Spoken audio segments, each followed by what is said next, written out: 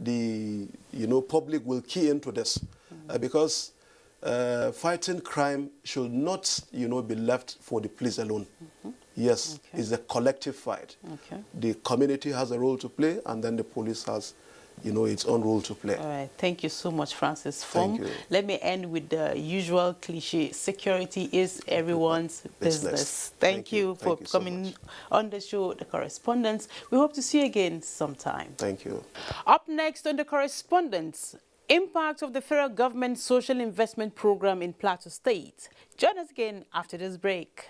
The coronavirus, also known as COVID-19, has been declared by the World Health Organization as a global pandemic. While clinical trials are ongoing for a vaccine and a possible cure, there is no known treatment for the coronavirus. Nigeria has recorded some of these cases, and people are advised to take these preventive measures to keep themselves safe and contain the further spread of the virus. Wash your hands frequently with soap and water, or use hand sanitizers all the time. Maintain social distancing. Avoid touching your eyes, nose, and mouth. Practice respiratory hygiene. If you have fever, cough, and difficulty breathing, seek medical care early. Do not panic. Stop the spread of unconfirmed news. Follow the official government news outlets and report all cases immediately.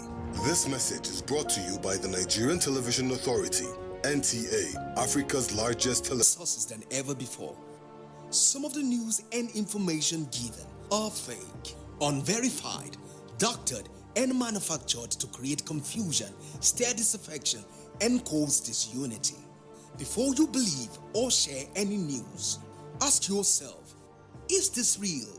Is it from a credible source? Is it verified or verifiable? Fake news is dangerous. Whether you do it for fun or for political gains, real people can get hurt.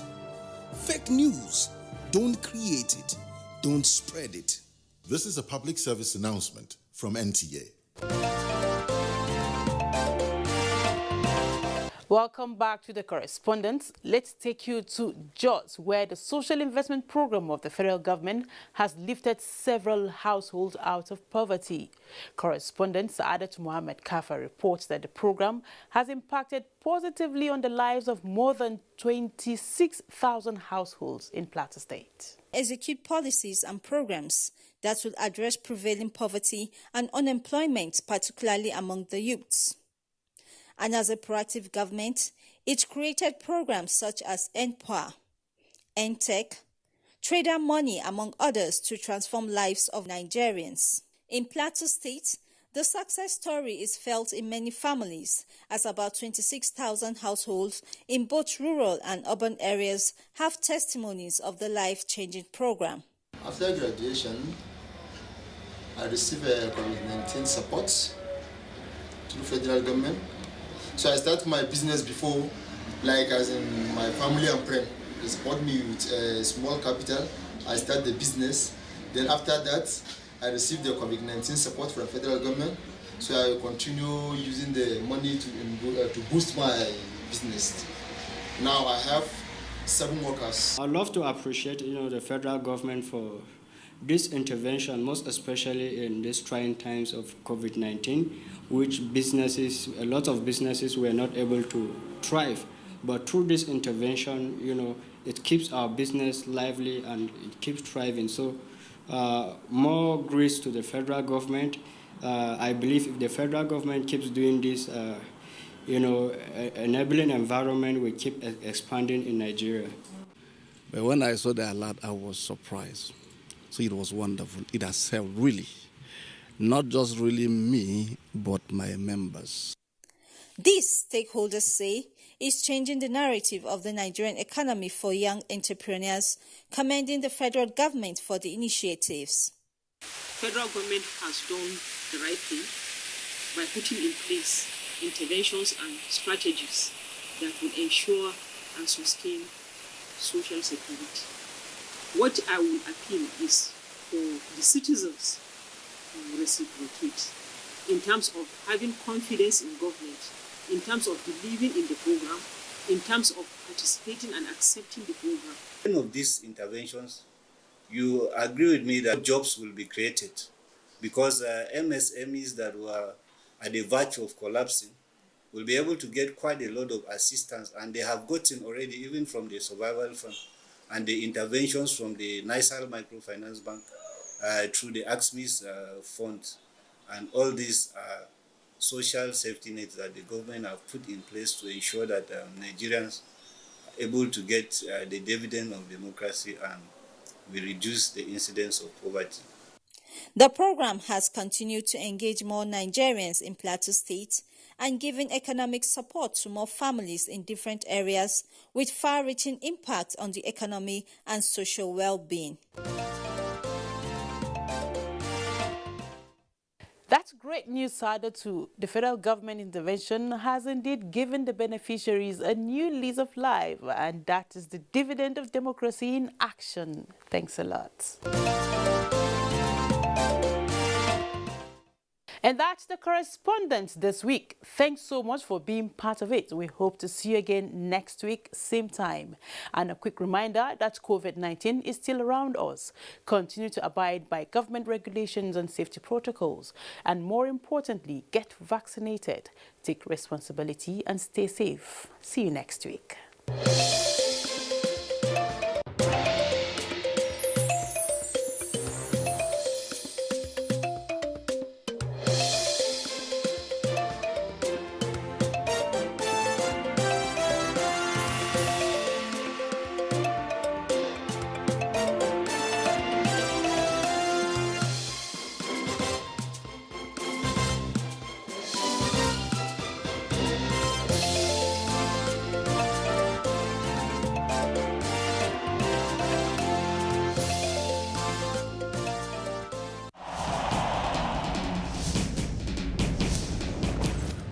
Issues in the sports sector remain one of the most debated among Nigerians due to the passion, followership, government involvement, impact on Nigeria's external image and our national life in the sports parliament.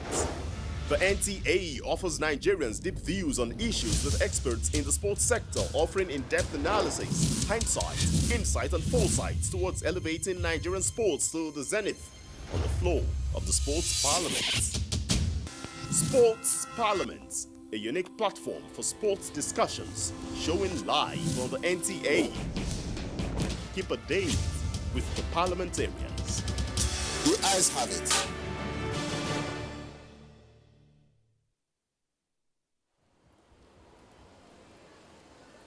For anyone who values financial security and ultimately desires financial freedom, creating at least one additional stream is no longer a luxury. It has become a necessity.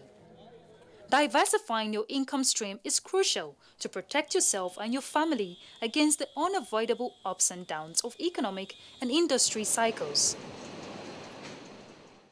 Because of the financial risk that come from relying on one source of income, such as a job or a business, consider creating at least one or more additional streams to generate cash flow. The benefits of having multiple streams of income include peace of mind because you know there will always be money to spend. Also, you will earn much more than you currently earn from your day's job. Therefore, you will live bigger and better. Your additional income streams can be active, passive, or a combination of the two. Some may pay you for doing something that you love, active. Here are multiple streams of income opportunities. Selling information in hard book format, selling information in the form of downloadable ebooks, making money from referral opportunities, training classes, consulting opportunities, dealership opportunities, design opportunities, manufacturing opportunities, investment opportunities. The list is definitely not exhaustible. To create wealth, you must make investment that will create dependable streams of income flows, independent of your main source of income. The time to act is now. Begin implementing this practice, and before you know it,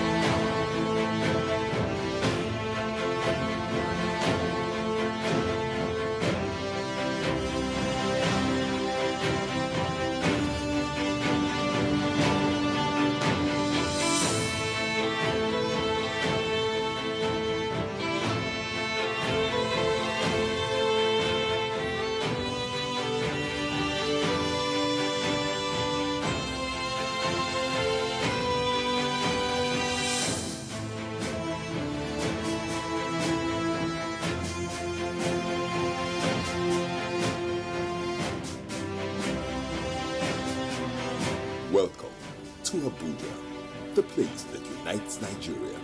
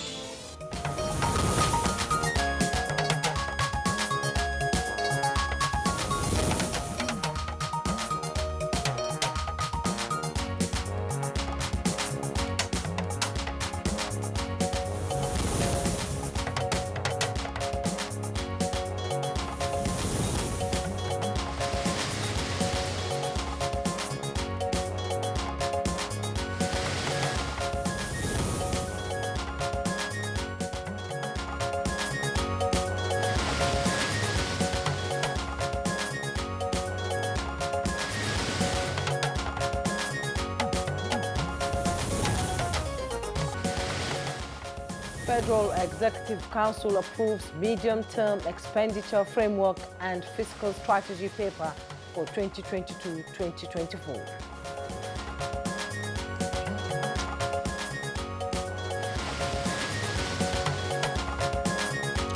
Senate passes 2021 supplementary budget of over 900 billion naira. Haitian President Jovenel Moïse assassinated by gunmen at his private residence. State of emergency declared in the South African country.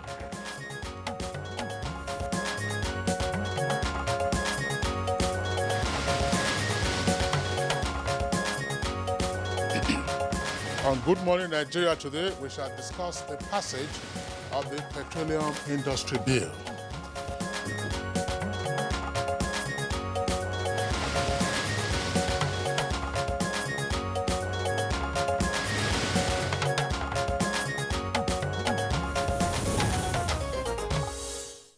Now, almost 2 decades after the long journey of Nigeria's Petroleum Industry Bill, PIB, may now be at the expected end after its passage by the National Assembly last week.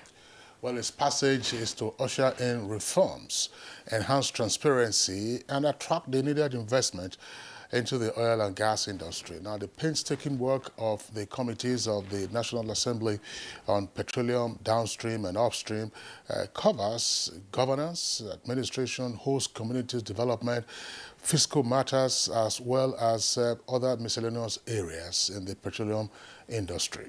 And the key focus area of the bill is the unbundling and commercialization of the Nigerian National Petroleum Corporation, NNPC, as well as scrapping of the Petroleum Equalization Fund, PEF, and the Petroleum Products Pricing Regulatory Agency, PPPRA. Well, the bill provides 30% of profits accruing from oil and gas operations by the NNPC Limited for the exploration of oil in the frontier basins. And the bill also allocates 3% from the oil companies to host communities. If you recall that the PIB's journey began in December 2028, but was met with disagreements. Later in 2015, it was broken into 4 parts, namely the Petroleum Industry Fiscal Bill, PIFB, Petroleum Industry Administration Bill, PIAB, Petroleum Industry Governance Bill, PIGB, and Petroleum Host and Impacted Communities Bill, PHICP.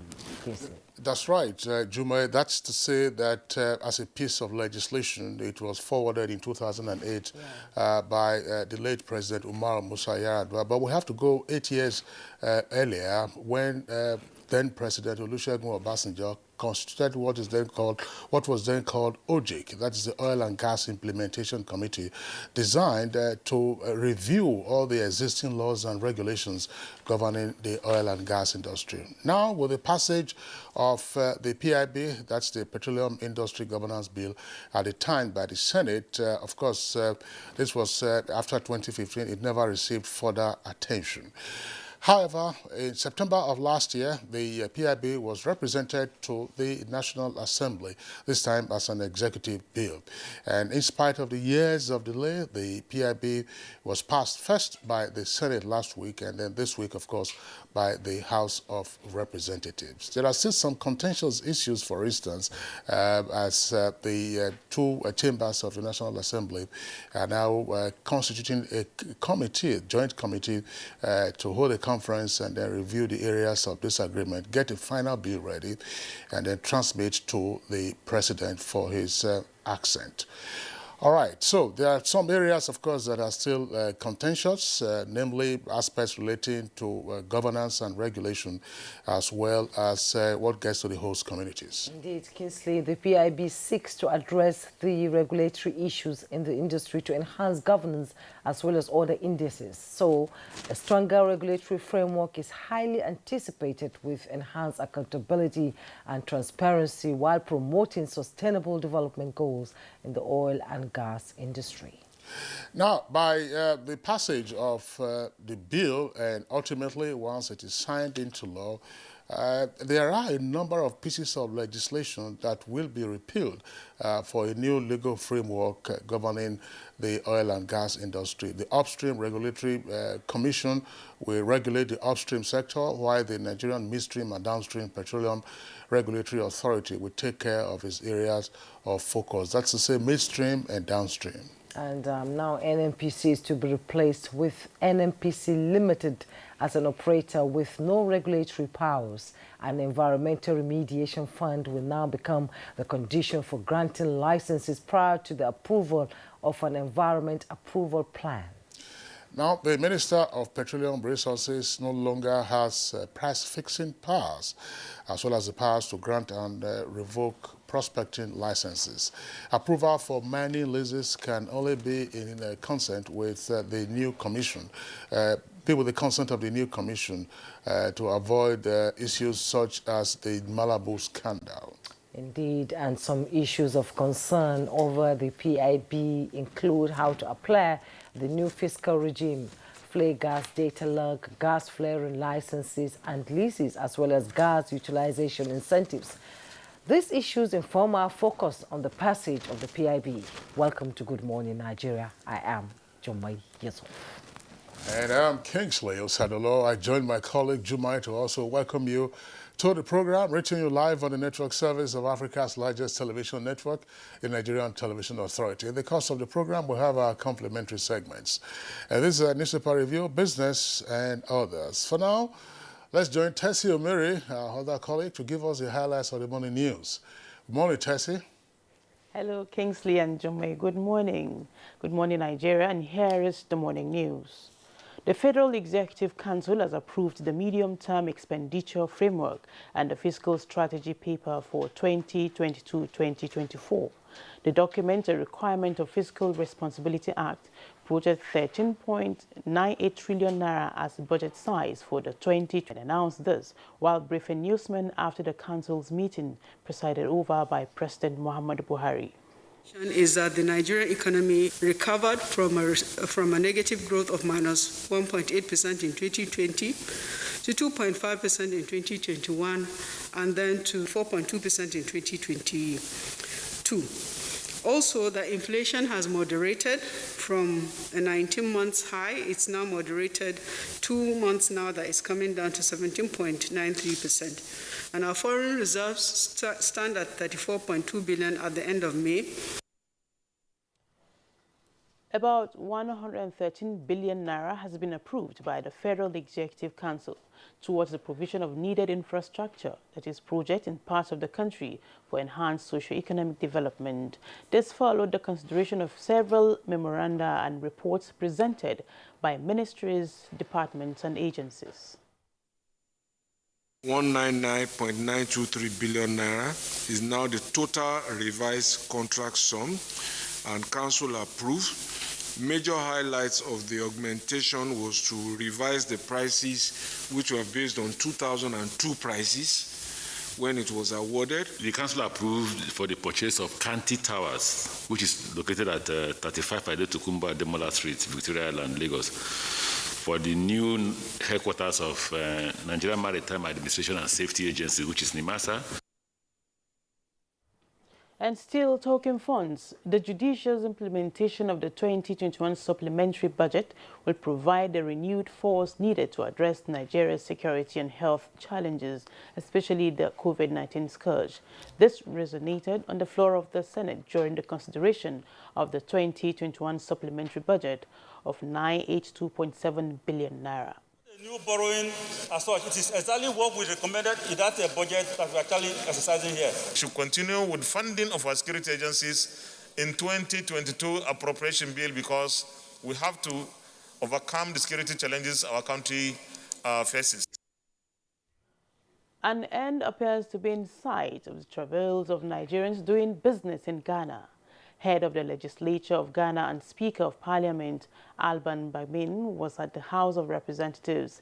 He addressed the Nigerian lawmakers, dwelt on the shared history of both countries and the Ghanaian Act of Parliament on trade, which has become a bitter pill. Just to help bring finality to the impasse, I pledge my commitment and that of the Parliament of Ghana to contribute in every way possible to end the impasse between traders of our two sister countries. Here in furtherance of securing the relationship and the bond between the two companies through Parliament. Agriculture plays a crucial role in the economic diversification roadmap of the federal government and the present administration. It is willing to partner with the Republic of Belarus towards achieving mechanization of the sector as well as growth of Nigeria's digital economy. Secretary to the Government of the Federation, Boss Mustafa, stated this when he received the ambassador of Belarus to Nigeria in Abuja.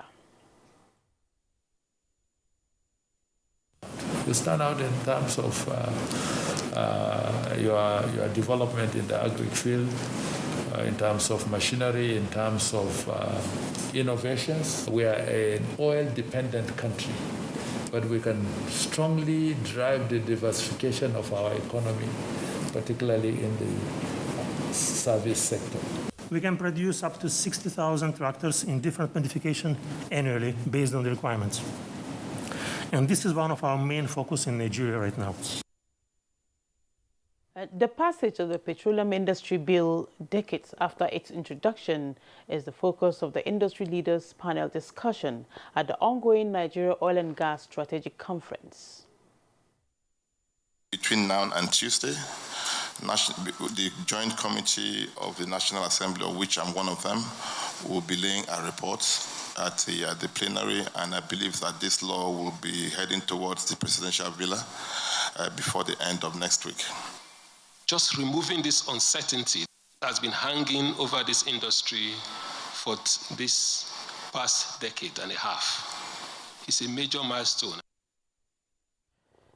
The Northeast Governors Forum has hailed President Muhammadu Buhari and the Nigerian security agencies over the general improvement of security in the region and called for continuous collaboration to sustain the gains. This is contained in a 10-point communique issued at the end of its meeting held in Jalingo, Taraba State. The Federal High Court sitting in Abuja has ruled that former Minister of Finance Kemi Adeosun was ineligible for National Youth Service as at the time of her graduation. The presiding judge, Justice Taiwo ruled that the ministerial appointment of Kemi Adeosun was not illegal, neither was it unconstitutional, even without presenting the NYSC certificate. The court maintained that Adeosun was not supposed to present herself for National Youth Service because under the 1979 Constitution, which was in force at the time of her graduation, she was not a Nigerian citizen either at the time of her graduation or when she turned 30. The Federal High Court asserted that the Constitution did not require her to present her first-degree certificate or any other certificate, including the NYSC certificate, to be appointed a minister. Justice Taiwo said since the 1979 Constitution, which was in force at that time, did not recognize dual citizenship, Adeosun could not have served because she was a British citizen. In the FCT across the country, Lagos State tops the list with 88 new cases, while Rivers follows with 12 new cases. Akwa Ibom recorded 4. Jigawa and Ogun both have 2 cases each. FCT and Kano recorded a single new case each. With this development, Nigeria has 168,110 confirmed cases of COVID-19, out of which 164,408 patients were treated and discharged, while 2,122 deaths have been recorded so far. And that's the morning news. Good Morning Nigeria continues with Kingsley and Jumwe after this break. Have a beautiful day. The counsel of our fathers. My advice to these young people is please do not take us back to those harrowing days. You probably do not know what it is. Nigerian youths, let's build our nation together.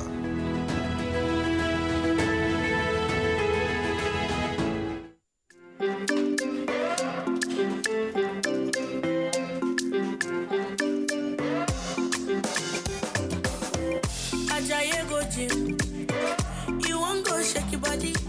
Instead, they make it calm down. Eat the farm, say it's happy. You want to grow 6 packs in a day. I beg you not to pass your power. You want to show yourself, oh.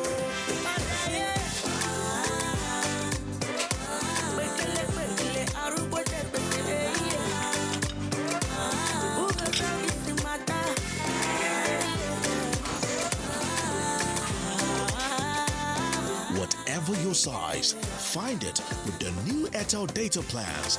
Dial *141# now to get the plan that suits you.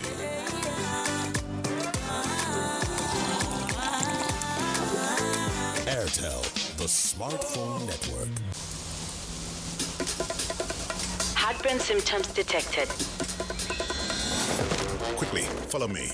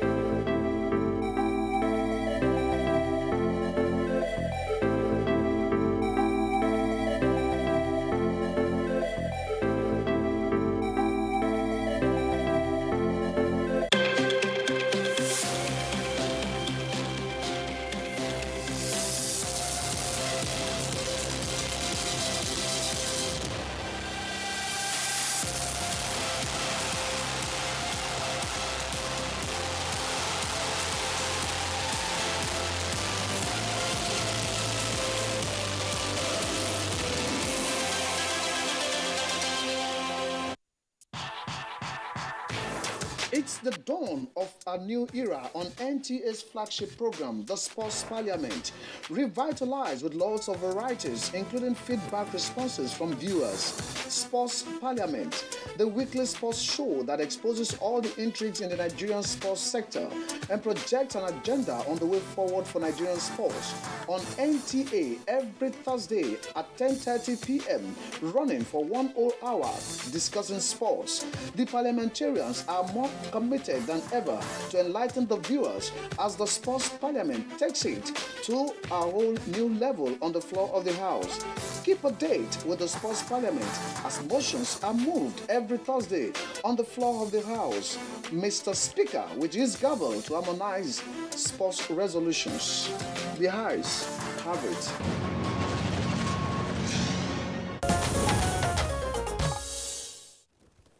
And Nigeria Export Promotion Council synergizes with Nigeria National Petroleum Corporation Energy Resources. Let's join Kuli Adeye for details. The Nigerian Export Promotion Council (NEPC) is deepening partnership with the Nigerian National Petroleum Corporation (NNPC) to drive government's agenda of maximizing the nation's energy resources. The meeting was an avenue to identify common areas of interest in diversifying the Nigerian economy away from oil and create job opportunities to cater for the needs of the unemployed. The Ministry of Petroleum and its respective MDAs, especially NNPC, were identified and tasked with the responsibility of one, developing sectoral policies to accelerate growth in production within key sectors such as petrochemicals, methanol, nitrogenous fertilizer, and ammonia. Two, to facilitate new investors for the aforementioned products. The gas-based industries create opportunities from petchem, fertilizer, ammonia, methanol, all of that, which will essentially first create employment and prosperity in our country. And we also know that the net effect is that there will be a surplus, and that surplus goes into export. The global petrochemicals industry is a $150 billion annual market, and Nigeria is yet to take a firm position in the market. The zero-based plan is conceived to, among other things, turn around the sector for profitability. With Business News, I'm Kunle Adeyeye.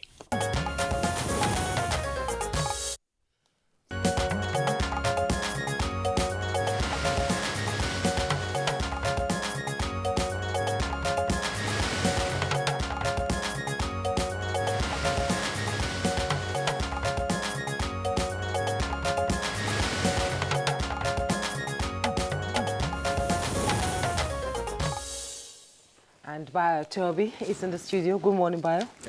Good to see you. Good morning, Kinsley. Good morning, Nigeria. All right, Bayo, good to see you. That's right. Well, let's begin with the Daily Trust newspaper. Just below the masthead, we have experts suggest 5 cattle production systems for Nigeria. You find the details on page 21. Adeosun didn't need NYSC certificate to become minister. That's coming from the courts. Find details on page 6. Concerns as polio variant hits 13 states. FCT. Nigeria could lose wild polio-free status. That's coming from experts. Says COVID-19 insurgency worsen situation. And how wild polio virus differs from CVD-PV2. And you see the picture story there. Very sad incident that took place yesterday. Is a scene of a fire incident at Kalmo Market in Abuja yesterday. Chibok girl bags degree 7 years after Boko Haram kidnapping. You have details on page 7. Kano youth sets self ablaze over inability to pay NECO fees. You find the details on page 28. Kano youth sets self ablaze over inability to pay NECO fees. Boko Haram fighters kill 18 in Adamawa. That's all the details you find on page 10. Kinsley. All right, Jumai, I'm just trying to get across. Let's see the Punch newspaper, which is our next, and very busy front page. Above the name flag, we have the following headlines. Available power generation capacity plunges by 3,000 megawatts. That's according to GenCos.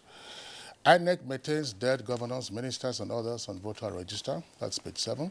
Of course, those names, I imagine, will be purged eventually, since they are doing the CVR now, the eventual upgrade. WHO assessing the NAFDAC ahead vaccine production. That's according to a director. National Assembly ignores South governors and others, defends controversial PIB provisions. And then 2 earpieces there beside the nameplate. Buhari Army of Ministers yet to start Twitter ban talks. Should be Buhari Army of Ministers yet to start Twitter ban talks. PDP senators and reps back southern governors, call Electoral Act amendment subversion. This story says Lagos, Abia, Zamfara, 12 other states' debts jumped to 1.68 trillion naira. 3 riders of that headline. Yobe recorded highest increase of, that's almost 2,000%. You can see the figure there on the screen. Yobe recorded the highest increase of nearly 2,000%. Our debt to GDP ratio still low, that's according to Lagos, and states there from a simulation exercise on counter-terrorism. It took place yesterday in Abuja, and it was conducted by security agencies.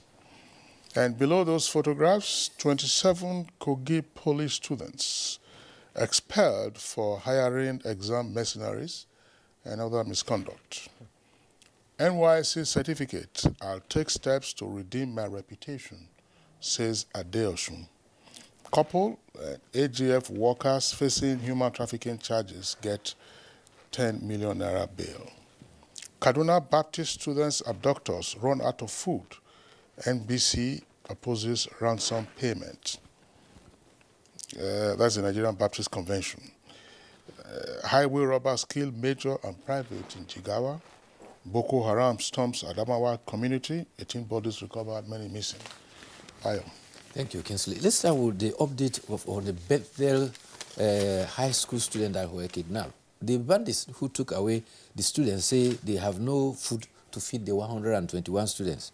The papers are reporting that in a second contact with the management of the school, they demanded for rice, beans, oil, and other foodstuff.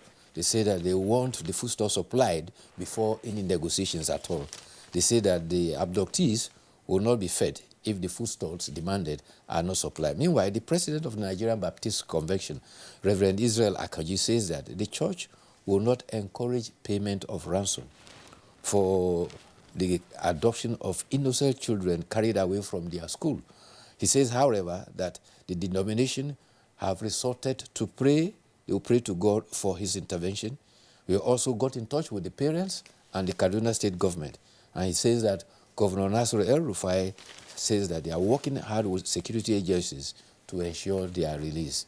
Meanwhile, Boko Haram is suspected to have attacked a village in the cycles and started firing at persons, anyone they could see in their side. The community said they lost about 18 persons, and they raised an alarm to the 23rd Brigade, Armored Brigade in the area. Has now graduated with a degree in accounting. Mary Katambi is the only one among the Chibok girls who remained in Nigeria since they came back that has stayed the course and has been able to graduate. After Mary was abducted on the 14th of April 2014, she and her counterpart escaped. Deborah escaped at about 3 a.m. They eventually managed walking through the bush and eventually got back to Chibok. They are an inspiration to many young men, especially among the 2.2 million persons that have been displaced from the insurgency in Borno State and other northeastern states, as well as the 100,000 that unfortunately have been killed. 300,000 persons have been displaced and are living in Niger from that.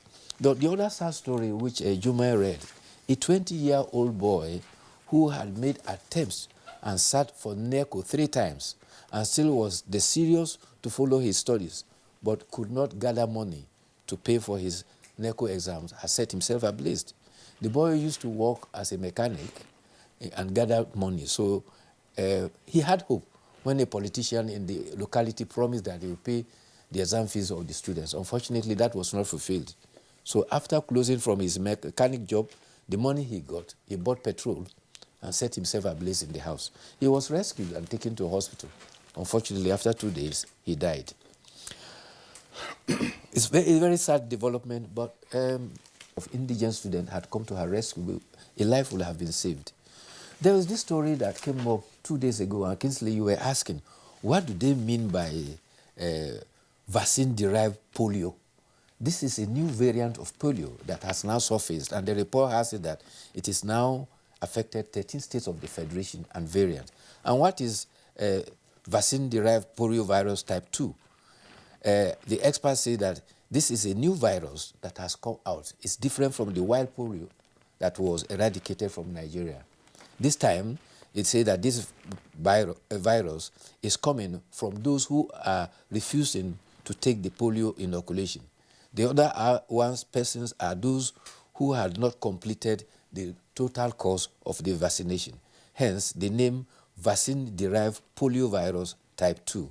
The technical name... I'm sorry, is it vaccine-derived or vaccine-deprived?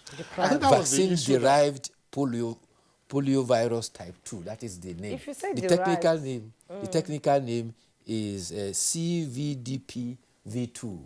You know, Bayo, I remember you explained when we were discussing that headline, that this was a problem of maybe a dangling modifier or otherwise. It said, look, is it vaccine-derived? If it's vaccine-derived, it means that the polio comes from vaccination.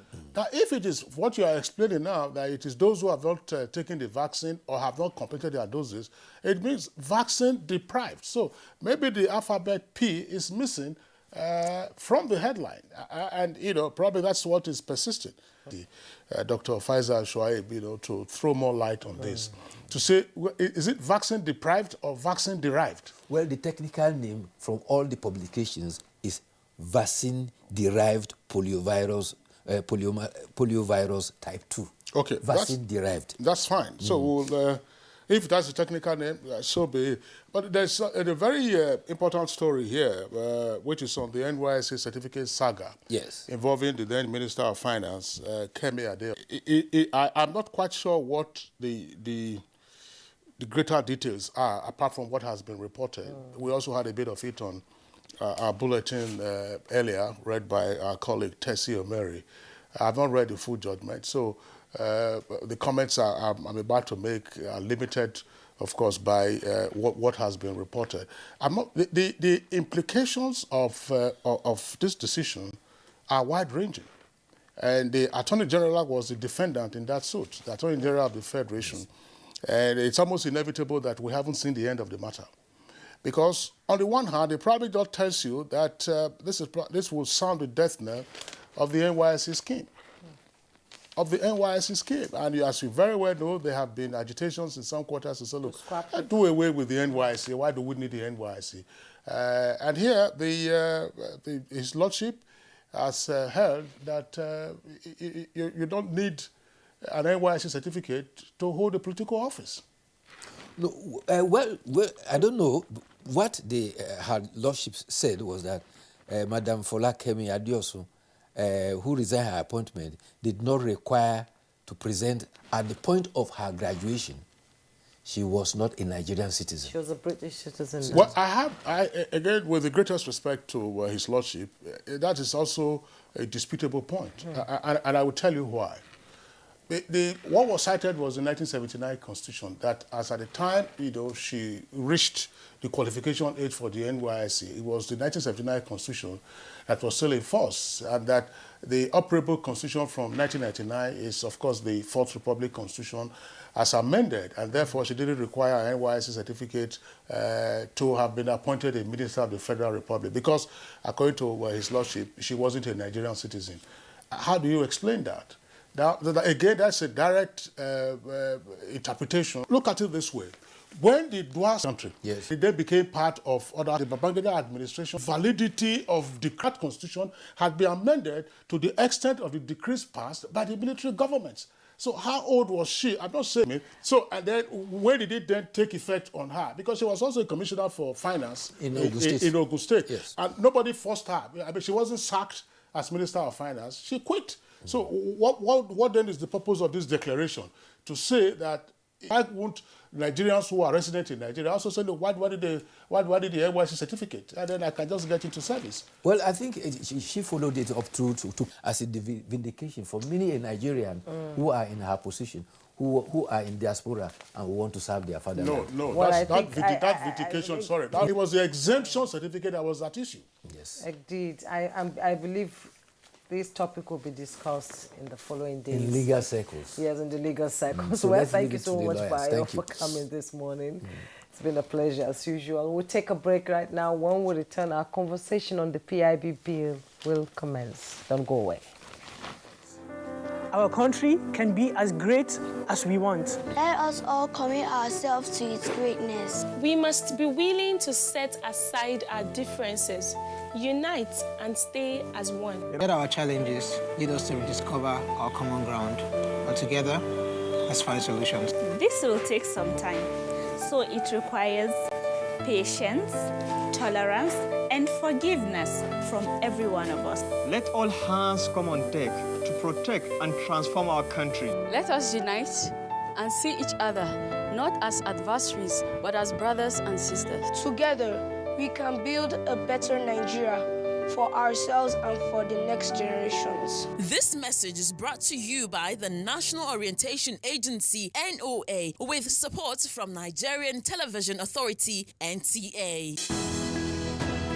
Dialogue, empathy, love, and unity. These are vital components of nation building. For all to be well, we appeal that we should refrain from volatile, provocative, inciting messages and language. Let's build and not destroy.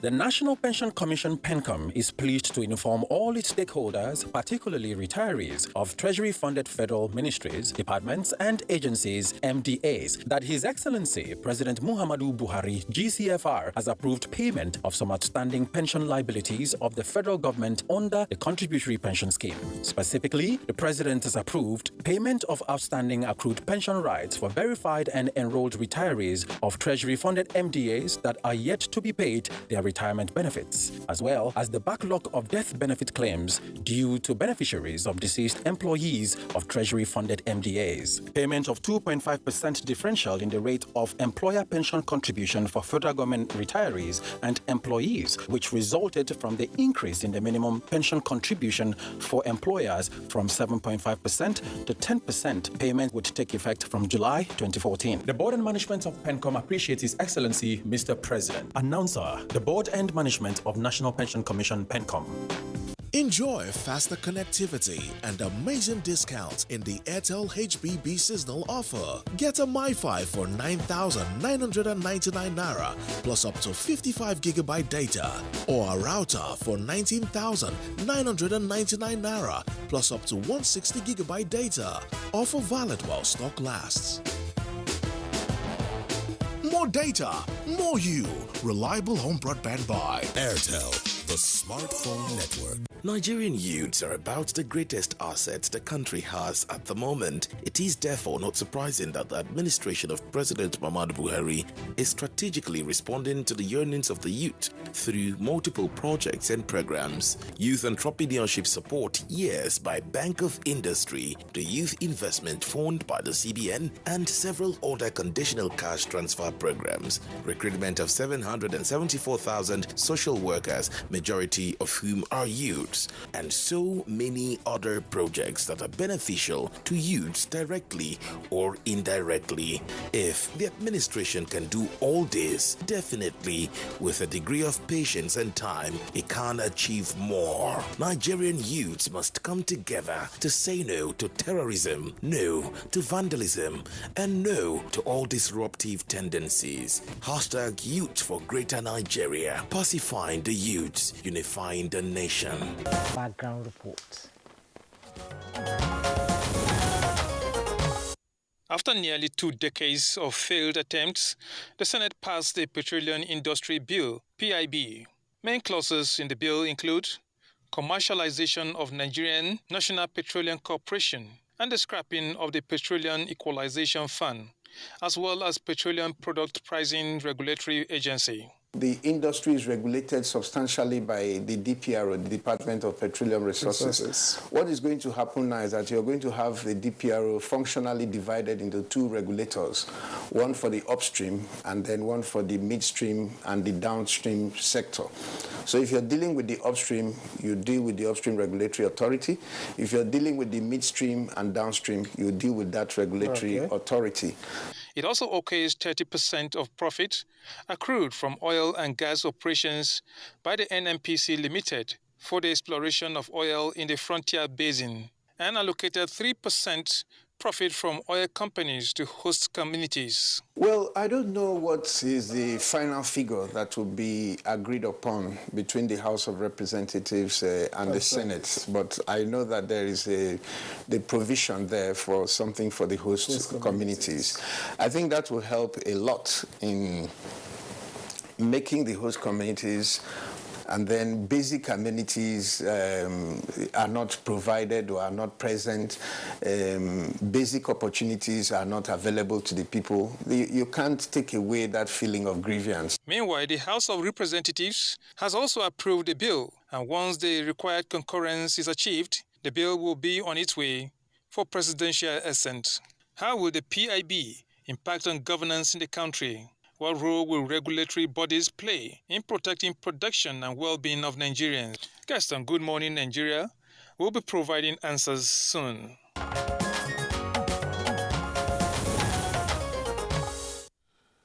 All right, thank you very much. We have guests with us here in the studios, of course, who are very familiar with the odyssey of the Petroleum Industry Bill. First, let's welcome Honorable Mohammed Tahir Monguno, who is Chairman Ad Hoc Committee on the Petroleum Industry Bill of the House of Reps, and of course, substantively, his Chief Whip of the House. At some point in his career, he was Attorney General and Commissioner for Justice in Borno State. Honorable Monguno, delighted to have you this morning. It's a pleasure meeting you. Also here with us in the studios, would like to welcome Professor Yinka Omorugbe. She's a research professor at the Institute of Advanced Legal Studies and President Nigerian Association of Energy Economists. She is, of course, also a former Commissioner for Justice and Attorney General of Edo State, and had also served as legal advisor and company secretary of the NNPC. Professor Yinka Omorugbe, delighted to have you this morning. Thank you very much. Okay, now, there's a major advantage that we have here. The legislative crucible, of course, saw Mohammed Monguno participate extensively in all of this. He's a ranking member of the House of Reps. But we also have the privilege of the presence of Professor Yinka Omorugbe. In our banter, just before we kicked off with the news segment of the program today, we talked about the earliest Olusegun Obasanjo in year 2000. Now, Professor Yinka Omorugbe will be passed now by the two chambers of the attempts to restructure the governing instruments of our oil and gas industry. Well, frankly speaking, I think maybe the first emotional or the first thing that went through my mind was, oh, at last. Because of the journey and because I happen to know so much about the background terrain and different things happening, until the president has signed in the bill and it becomes an act, I will not actually rejoice. And I'm waiting to see the harmonized copy and then have that signed as a bill. But we 2000, and that was the first OJIC. There was a subsequent OJIC. Just give us this background as to how the bill came about and then the challenges that it then faced in the legislature. Okay, well, it was realized a long time ago. In fact, in the 80s, it became apparent that what we had as a legal framework for the oil and gas industry in Nigeria was not simply tenable and could not propel us into where we as a nation want to be. And so the government already started putting measures in place. So when President Obasanjo came in, he directed for the establishment of different committees which were under the BPE. At the time, the BP was a secretariat. And the Oil and Gas Sector Implementation Committee was one of them, which was inaugurated in the year 2000 and was headed by Dr. Rilwanu Lukman. we were able to do quite a lot of work. We worked on policy areas. We did quite a lot, but we didn't quite move as far as we would have wanted as regards the bill. A draft sort of came out around 2005, 2006. By that time, the minister was Dr. Edmund Dalkoru. So we worked on it. It didn't do. We couldn't get too much done, and so we really stopped work around 2006. Then, come the new administration with President Umaru Yar'Adua, OGIC was established again. Dr. Lukman was brought in, even though at the time he was Secretary General of OPEC as well. He was brought in. He headed it, and I happened to be one of the few people, along with a couple of others, handful of other people, who were in the first OGIC and were in the second. And this time we were given very specific terms and asked to draft the Petroleum Industry Bill. So I headed a legal and regulatory subcommittee. We had different meetings. It was very consultative. It was an interactive process. We discussed with different people. And we came out with the Petroleum Industry Bill, which was given to the National Assembly in 2008, around the same time that Dr. Lukman became Minister of Petroleum Resources. And around that time, I was appointed into NNPC as the Secretary to the Corporation and Legal Advisor. And then we started the journey, which has been convoluted and has moved all over the place. Indeed, a very long journey. Too long and winding. You know, 2 decades is a bit long to pass, you know, a bill, though it has gone through a lot of scrutiny. And I remember the Senate President saying that the bill is an indication that the demon that has sort of behind the non-passage of the bill has been defeated. Really? Well, that was his statement. Yeah, his opinion. Indeed. So, Honorable Tari Mongono, you've been in the National Assembly now for, I think, more than 10 years, almost fifth term in the National Assembly, and you've been part and parcel of this bill coming on, going back, coming on. Why did it take so long for it to be passed? Yes, I very much agree with the professor that this bill on the floor of the National Assembly, at a point in time, the bill came as an executive bill. Subsequently, at a point, it came as private members' bill, and what have you. Well, to cut the story short,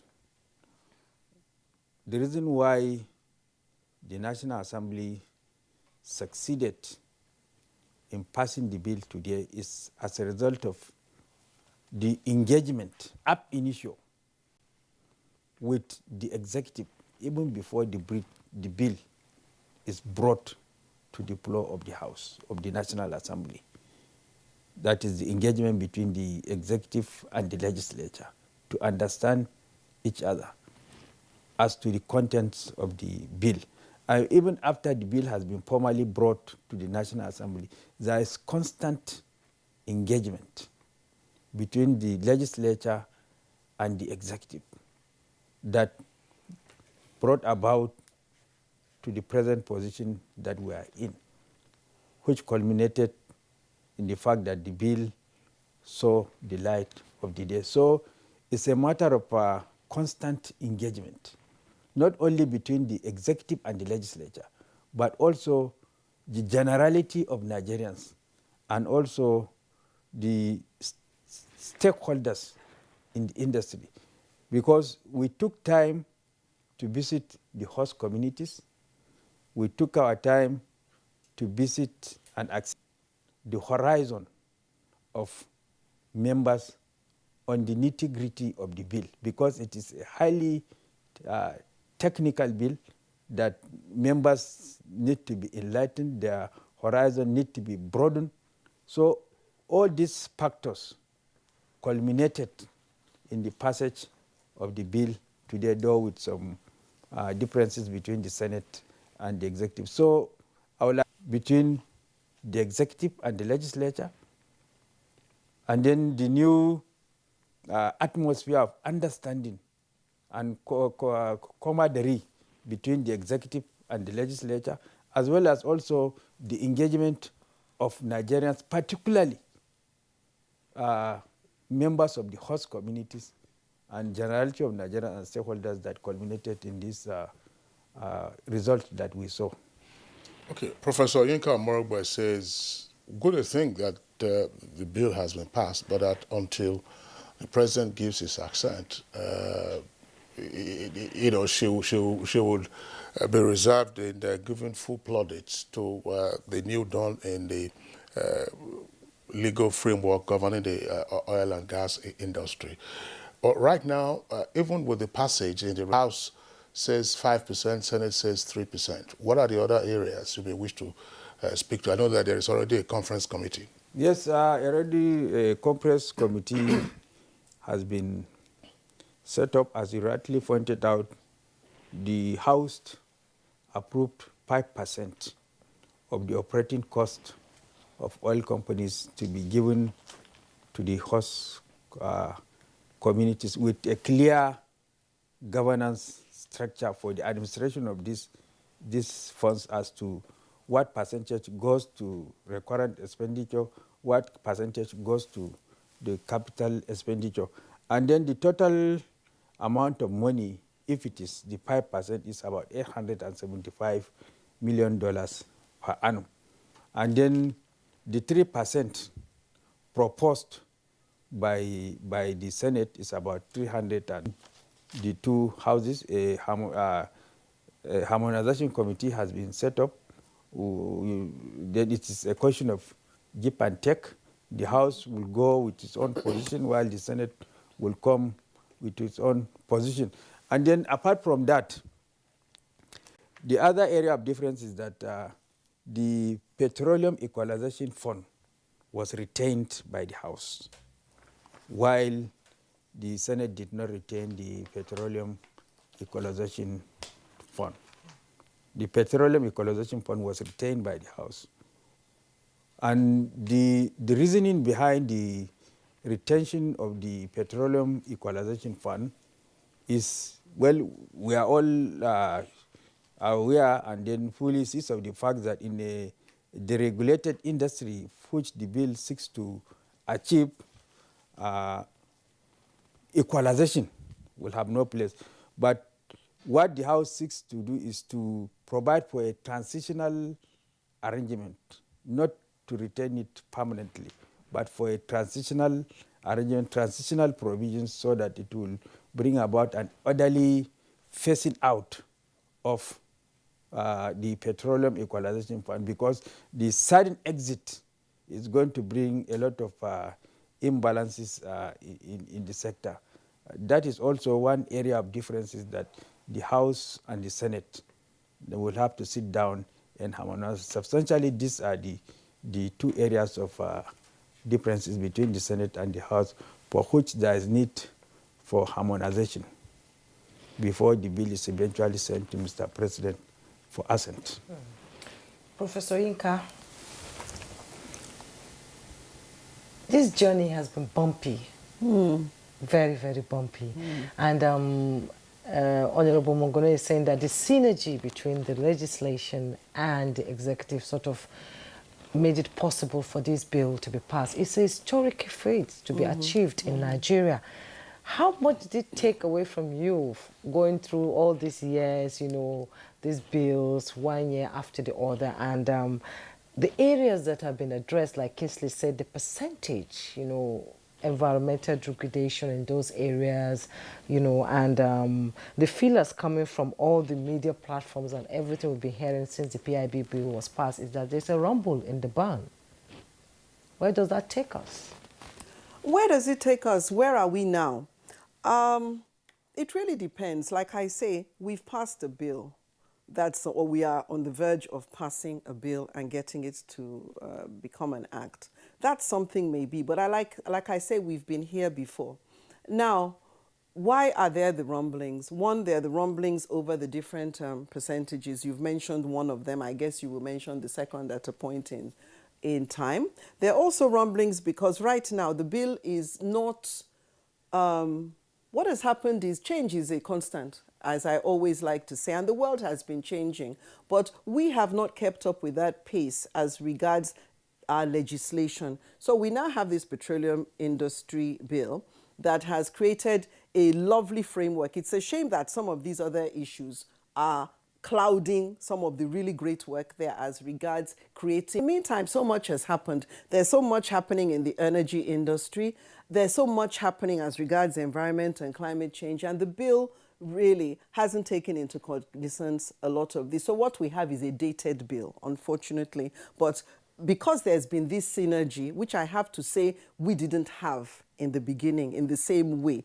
We did not have that close relationship. But I think that the people drafting learned from experience. Definitely one of the major people that is behind the success of this bill was instrumental, very much a part of us in the second OGIC. And he knew one flaw was that we did not flow as much with the National Assembly as we should have. So I'm optimistic. My nature, though, is optimistic. I'm optimistic that we will be able to amend those things that are not possible. But whether those elephants in the room, the percentages, will allow the passage of a bill is another thing. And I really hope that the committee that harmonizes takes into consideration some of them have the capacity, with people who have the capacity to do all sorts of things.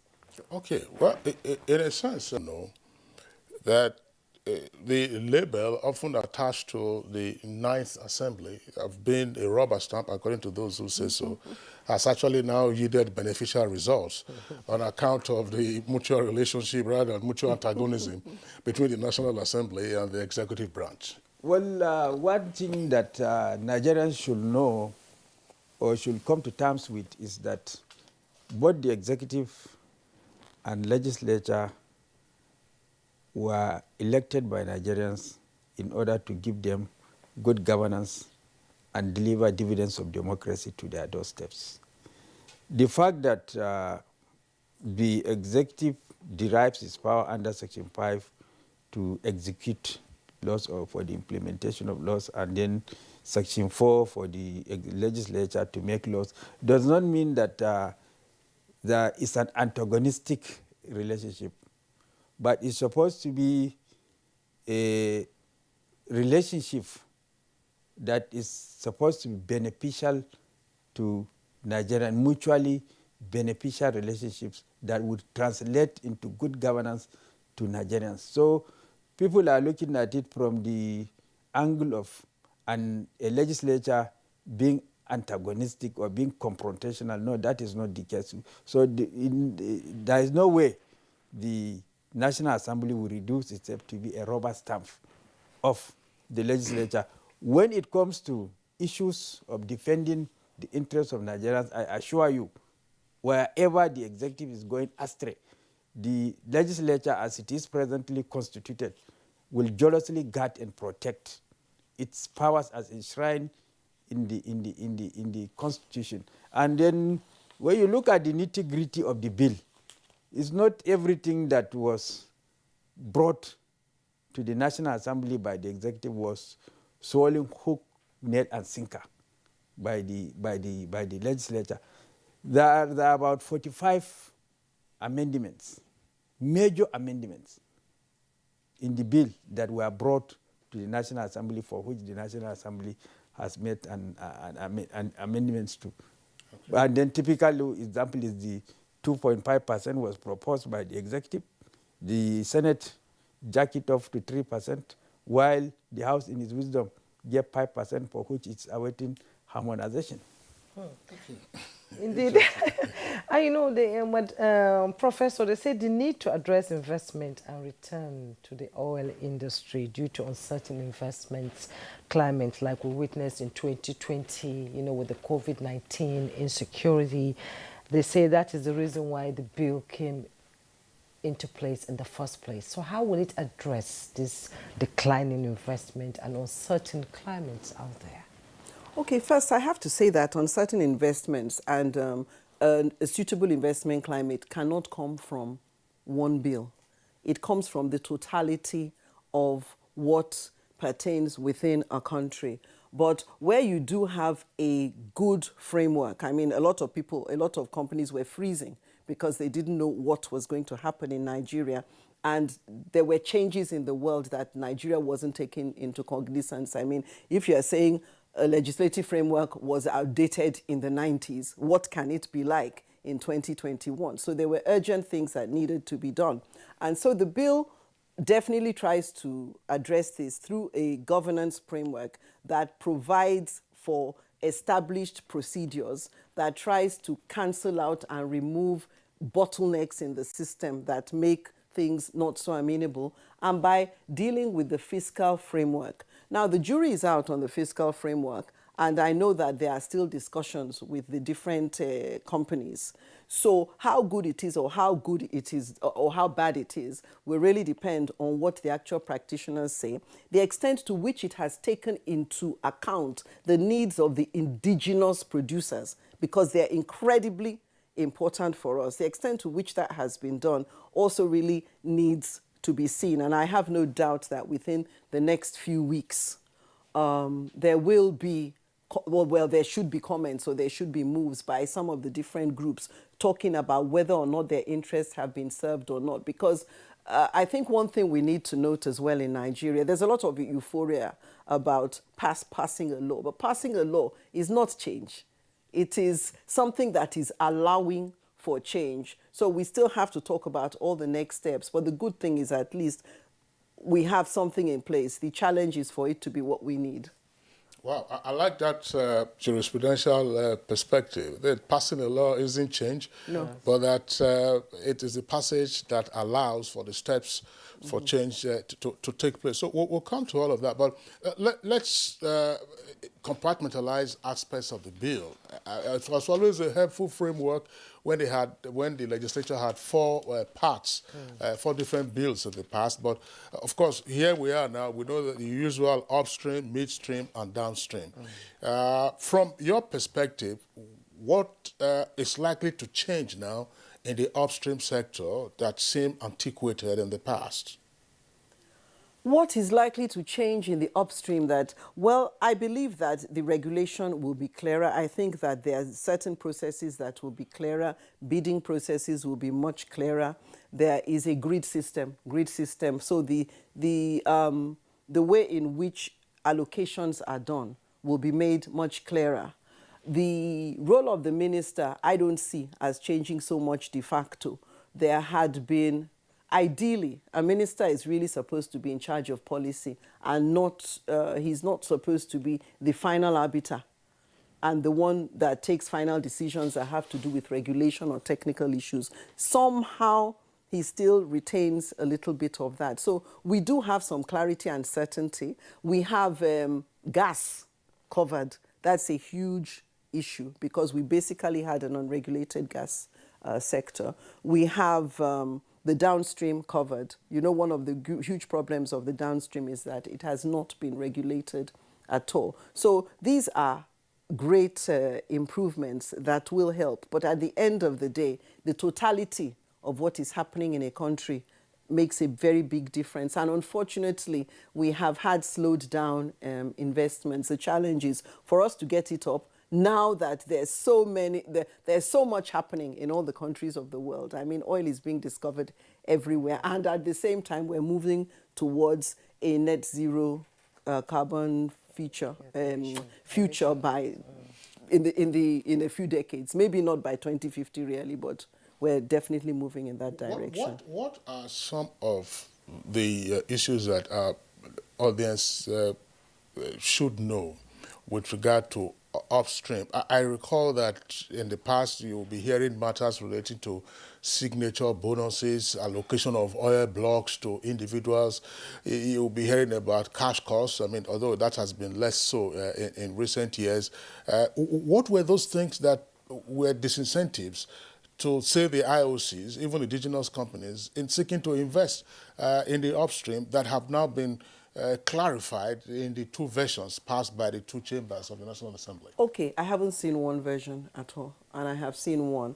And I have seen one which I think is the Senate to an extent. And I hesitate to actually talk about actual precise provisions. In fact, the one precise provision that I am particularly looking at is definitions of different things, because I think that makes a difference. But what I'm saying is that the process for allocation of acreage has been, that is the bidding process, I know, has been clarified to a great extent. The primary problem that we have had in Nigeria is the capacity for a few individuals to unduly influence processes, because there is not enough governance, and the bill has tried to do without that by providing for many things there. That's why I say implementation is very key. That is a major thing. The bill has also tried to provide for complete regulation. As it is now, we have emphasized technical regulation at the expense of commercial regulation. The bill now has ensured that there is technical regulation and commercial regulation for all the sectors of the petroleum economy. So that has helped.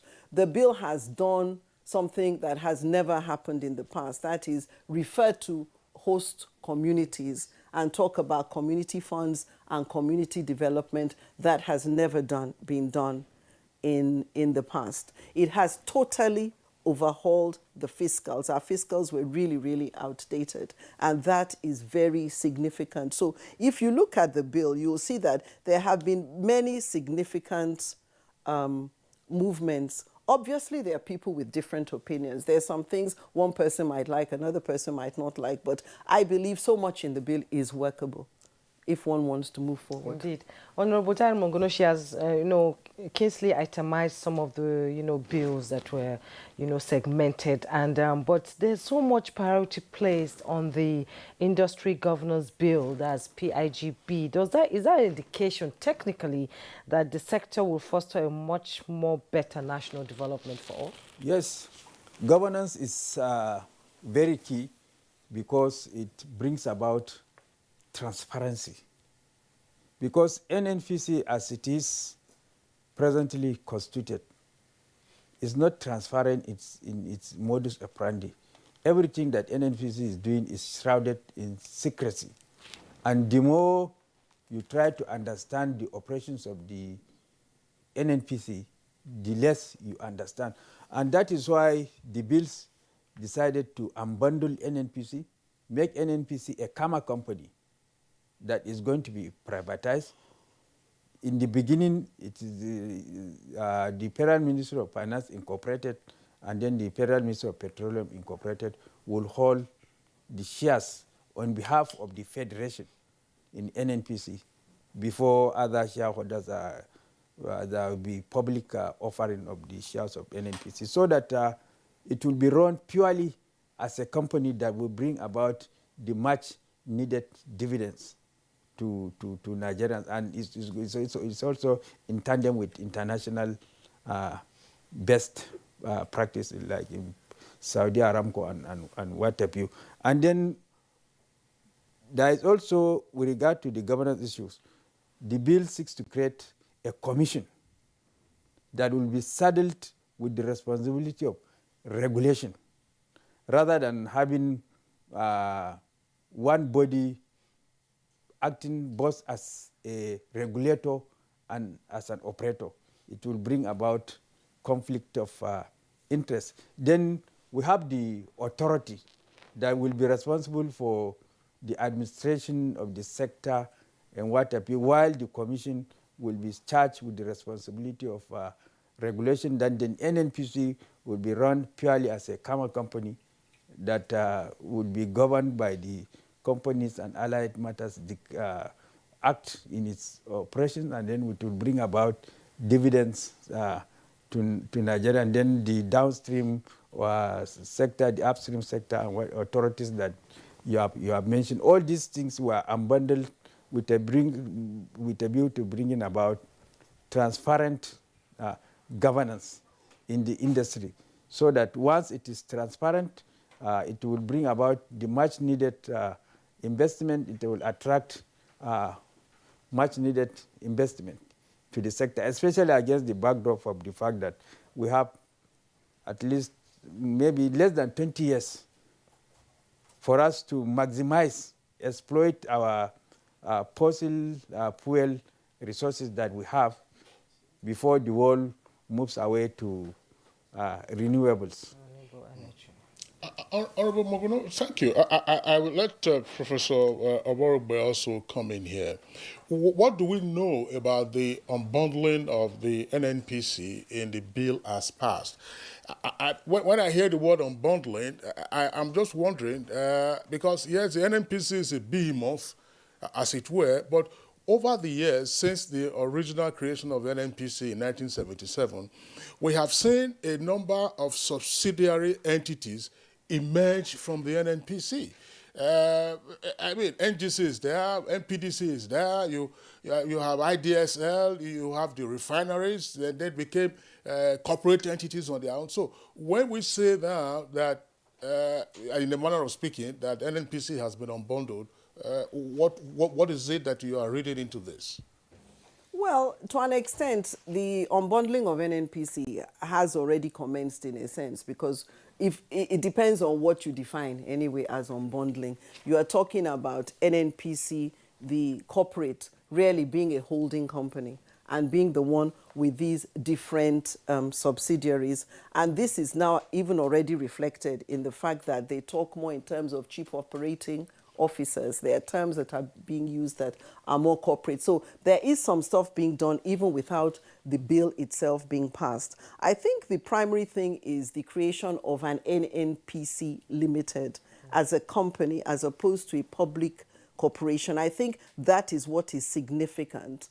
And the fact that that corporation is expected to be one that will be operating in alignment with commercial principles and actually making profit, unlike now, whereby by the time you add up everything, you do find, yes, there are some really, really profit-making entities that are subsidiaries of NNPC, such as NPDC, but that there are many other cost centers. It's hoped that that will not be so. So that, I think, is what is so significant, and the fact that we are hoping that NNPC will gravitate towards being a publicly owned corporation with shares owned by individuals and other entities. Like the Honorable has said, this is something that's happening all over the world. We're actually following something that has been in existence for some time. So technically it means that every Nigerian will have a stake. Well, every Nigerian is expected to be a stakeholder, definitely, in one's oil resources. But let's see who the shareholders end up being in the, at the end of the day. But whatever it is, as a corporate organization, you have certain responsibilities, and for that reason, there will be. Nigerians will be able to do a lot of things, and we are active. People will be able to ask for and demand for certain things. Accountability and disclosure. So from a governance perspective, it's actually quite significant. Honorable Mogono, please speak to this issue further. The NNPC as a limited liability company, which is, in a sense, a private company. And then NNPC as a public limited company, transitioning from its current statutory corporation status. Why did the legislature adopt this approach of first making it a limited company, limited liability company, rather than opting to, well, since it's already a pre-existing entity, take it straight away to the stock market, so that institutional investors, individual shareholders, such as Juma is asking, could purchase shares immediately, and then we'll begin to ask questions at AGMs. Well, for now, there are a lot of toxic assets of NNPC. So there is a need in the interim as a transitional arrangement for the Federal Ministry of Finance Incorporated and then the Federal Ministry of Petroleum Incorporated to be the shareholders in consonance with the Companies and Allied Matters Decree that requires at least 2 shareholders for the purpose of incorporation of a company. So as a transitional arrangement and have regard to the huge toxic assets of the company, all these things needs to be sorted out before it goes public. Because once these things are not sorted out with regard to the toxicity of the NNPC and what have you, by the time you even go for public, nobody will come. So as a transitional arrangement, these two entities, that is the Federal Ministry of Finance Incorporated and the Federal Ministry of Petroleum Incorporated, will be the two shareholders as on behalf of the Federation before it goes public, so that it will be just a transitional arrangement. You know, some persons who have commented on the passage of the bill with regard to what you have explained say, look, instead of getting the Ministry of Finance, Inc. As a shareholder and Ministry of Petroleum Resources as a shareholder, why don't you take the NNPC Limited to the Sovereign Investment Authority? I'm sure you must have heard this argument. Yes, we have had that argument in the course of our public hearing, and even some of our colleagues are fiercely of the opinion that it should be the sovereign investment, national sovereign investment, that should be the, because it's a federation agency, and then NNPC is also like a federation entity, and then the sovereign wealth investment fund is a federation entity, while Federal Ministry of Finance Incorporated and then the Federal Ministry of Petroleum Incorporated are federal government agencies. But you know, as I said earlier, this is purely a transitional arrangement that subsequently it will metamorphose into what you said. But the Federal Ministry of Finance Incorporated and the Federal Ministry of Petroleum are holding this in trust on behalf of the Federation for now. Okay. Because if you go to the definition section of the law, it is clearly stated that they are holding it in trust on behalf of the Federation. So that is to say that the Federation is the Federation is the beneficiary. The Federation is the beneficiary. That temporarily addresses Yes, the agitation to say, look, why don't you take it to the Sovereign Wealth Investment Authority, the first instance. There's a point that has also been made. I wouldn't know whether this is also in the definition section. It relates to regulation of the industry. Honorable Mogono was talking about commission and then authority. Well, where are we coming from? Where we are coming from, to the best of my understanding, is that we had an industry regulator known as DPR. DPR is still in existence. But persons often argued that DPR could seek to regulate all other players but NNPC. And so NNPC, of course, seemed to be above the regulation by DPR. So what does the new bill provide in terms of regulation? And is the regulator now truly independent, say, of the Ministry of Petroleum Resources? Yeah, and the bill provides for an independent regulator. I have to say that the problems of DPR aren't about... the problems of DPR, frankly speaking, center around being empowered.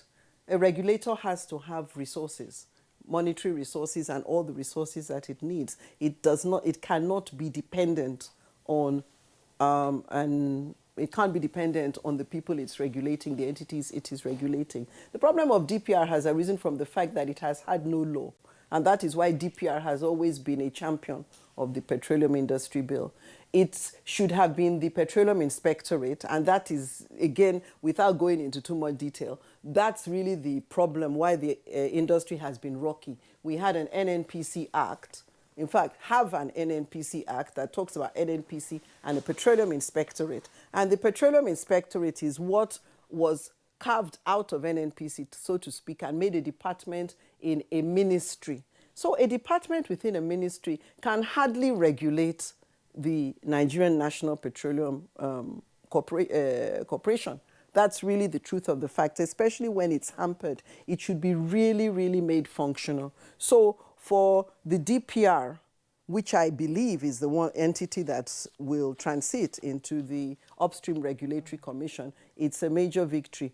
A regulator must have laws backing it and must have the power to enforce whatever it is that it is doing. So that has really been the primary problem. Now, it should, if you have somebody that knows their laws, the head of the commission should be able to regulate anyone that is working, any entity that is working within its area. It's hoped that NNPC will no longer be that super mega body that embodies, basically regulates the industry, talks on policy, and works in the commercial area. One of the major aims of the reform was to separate these functions, the technical functions, the commercial functions, and the policy functions, and put them in different entities, purpose-built entities. Yeah, you earlier talked about, Juma, you remember Prof was talking earlier about technical regulation versus commercial regulation.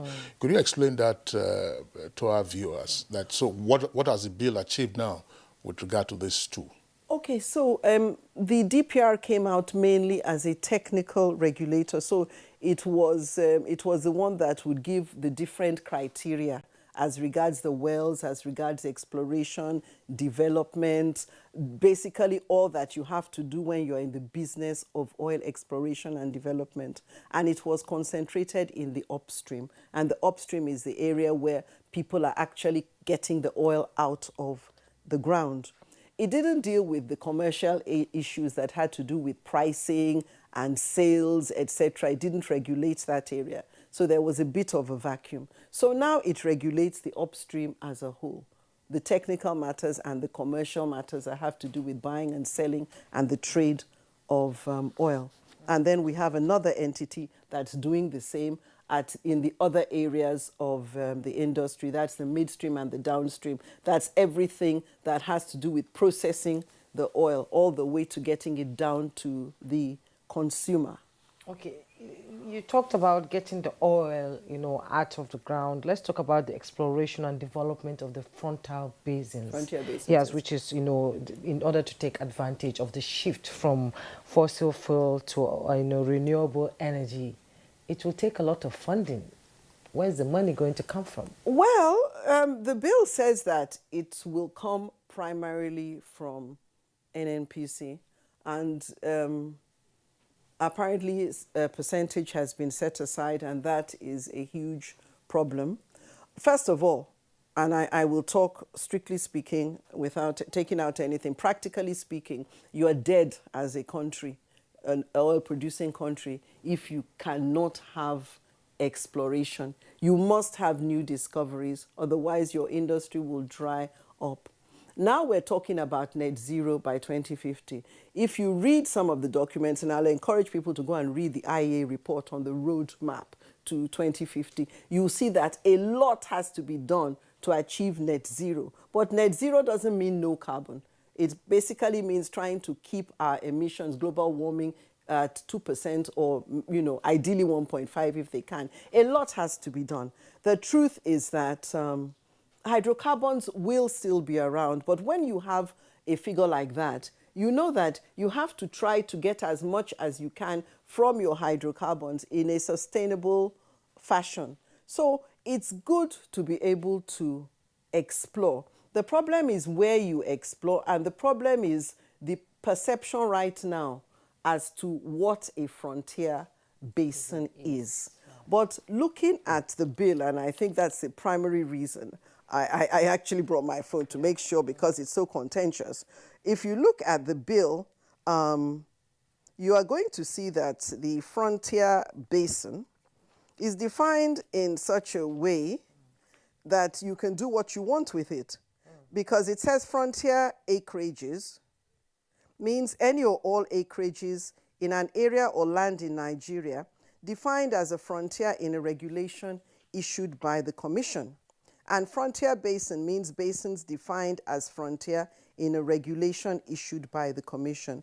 The regulation, there will be a regulation, and there will be something that talks about the frontier and frontier basins. They don't all have to be located in a particular part of the country. No. In fact, right now, geologically speaking, they aren't all in a particular part. There are some, that are there. I mean, for example, the North. My colleagues, a particular colleague would also tell me that, in fact, when you're talking about Benue, there is oil.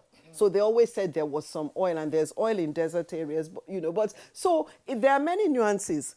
I think that we don't necessarily need to jump to conclusions, but we need to realize that any good oil company has got to set aside some money for exploration. The challenge is to make sure that the decision to explore is not taken for non-commercial reasons. In 2021, we cannot afford to be exploring in areas where there is just a remote possibility of...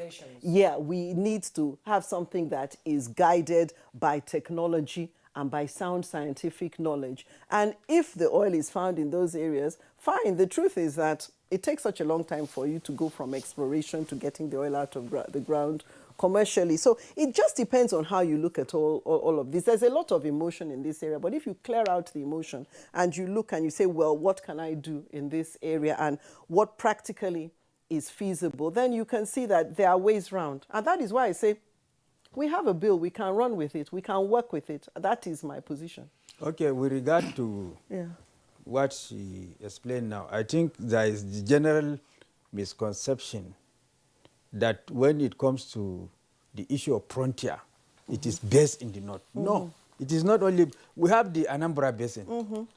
We have the Dahomey Basin, which is in Lagos. We have the Calabar Basin. Even in the Niger Delta itself, there are areas that are still need to be explored for oil. So the 30% profit oil that the National Assembly has designated for the purpose of frontier exploration, which is about $375 million per annum, is not only going to be domiciled in frontiers in the north, but we have frontiers in the south, the Anambra Basin, the Dahomey Basin, the Calabar Basin, and even areas in the Niger Delta that are not yet explored.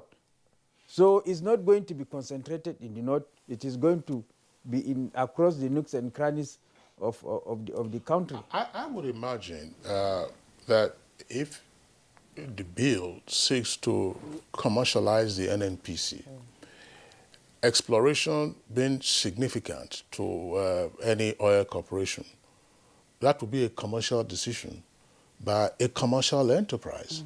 So why has the National Assembly sought now through the bill to indicate a fixed percentage so that it becomes obligatory even on that commercial enterprise, assuming it doesn't make commercial sense on the basis of current exigencies and so on and so forth to expend that much, that would be an infraction of the law. So I'll give you time to think about this while we go on this short break and then you respond. Okay. The counsel of our fathers. I will urge and advise our younger generation to use talent and brain to sort out problems, not arms. Nigerian youths, let's build our nation together.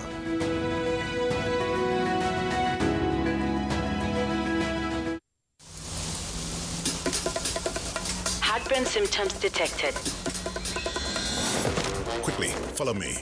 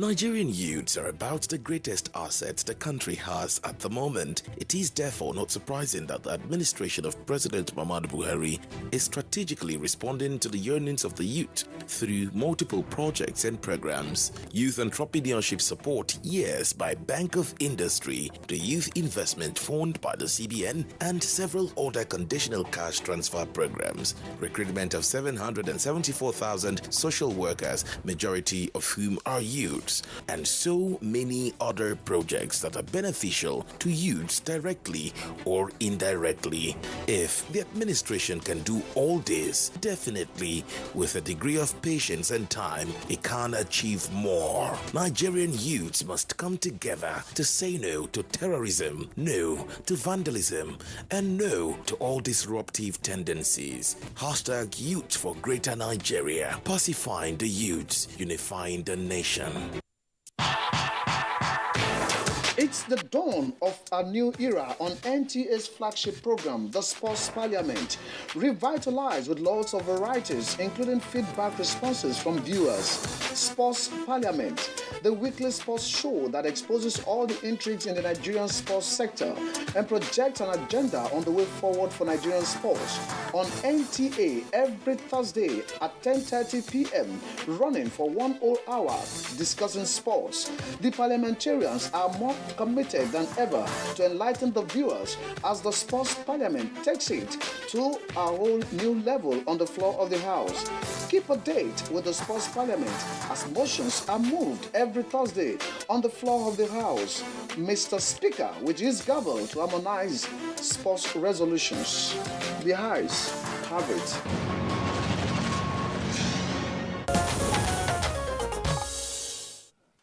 All right, you're welcome back, and we're still live on the network service of the Nigerian Television Authority, discussing the passage by the two chambers of the National Assembly of the Petroleum Industry Bill. Professor Yinka Amorobo is still here with us, along, of course, with Honorable Tahir Monguno, who is the Chief Whip of the House of Representatives. Both of them, of course, former Attorneys General of their respective states, one Edo, the other Borno.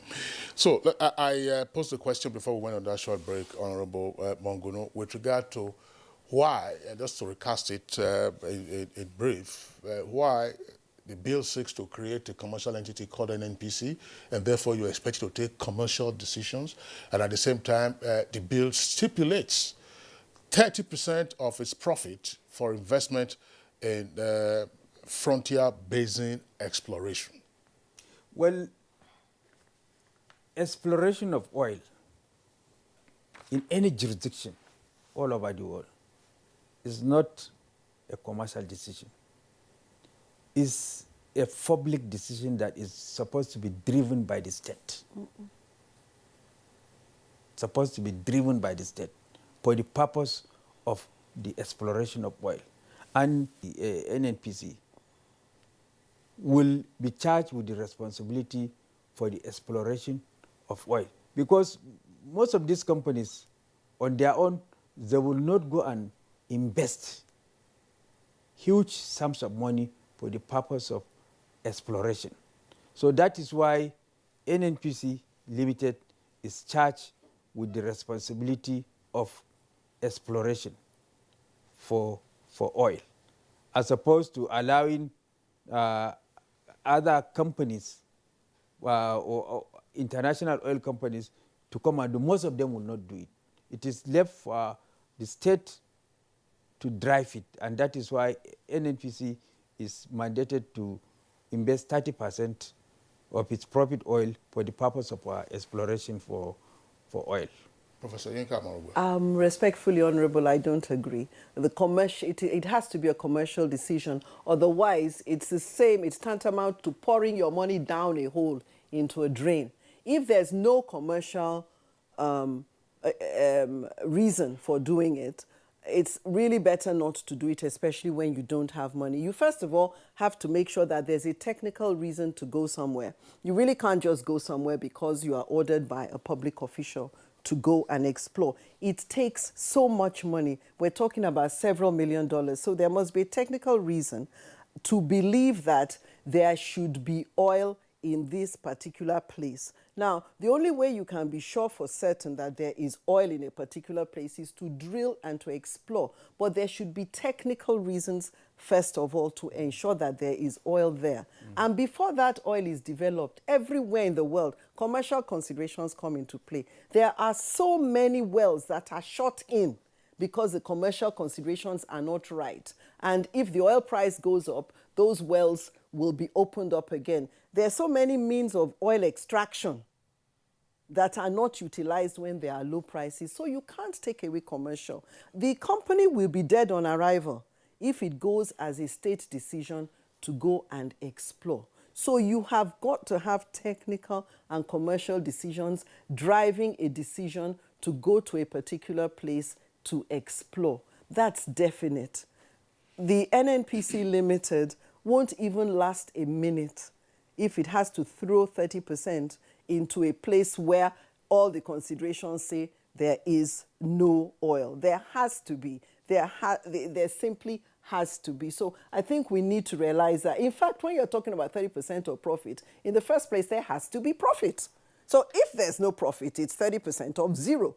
So once you create an NPC Limited and make it a loss-making institution, you have zero for exploration anywhere. And we don't really want that. So I think that's why it's important. I think when I say commercial decision, I'm not talking stricto sensu in the sense of naira and kobo. I'm talking in the sense of the NNPC to go and explore for oil in an area where all the technical indices has shown that there is proven oil reserve. For any, I'm not saying that NNPC should just